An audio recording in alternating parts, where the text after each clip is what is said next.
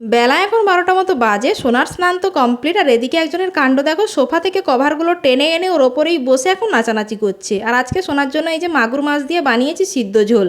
আর এই যে মাসের প্রথমে যে বাজার হয়, সেই বাজার ব্যাগ থেকে সমস্ত জিনিসপত্রগুলো এখন টেনে টেনে ওগুলোকেই বার করছে।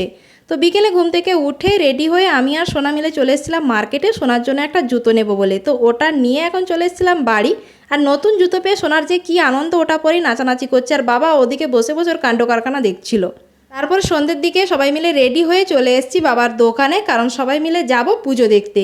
তো এই যে দেখো সামনে বাসন্তী পুজো হচ্ছিল, সবাই মিলে চলে এসেছি এখানে ঠাকুর দেখবো বলে। তো এসেই প্রথমে ঢুকে পড়েছি মণ্ডপে। আর এই যে দেখো মায়ের মুখটা কত সুন্দরই না লাগছিল। আর আমাদের আগে কিন্তু দিদি জামাইবাবুরা সবাই মিলে চলে এসেছিলো। এই যে দেখো সোনা তো উঠে পড়েছিল দিদির কোলে। তারপরে এসে ঠাকুর দর্শন করে এখন ঢুকে পড়েছি মেলার দিকে। আর এদিকে একজনের কাণ্ড দেখো, যেহেতু নতুন জুতো কিনেছে কিছুতেই আর কোলে থাকবে না, এভাবেই ওকে নিয়ে আজকে সারাক্ষণ চলতেই হবে।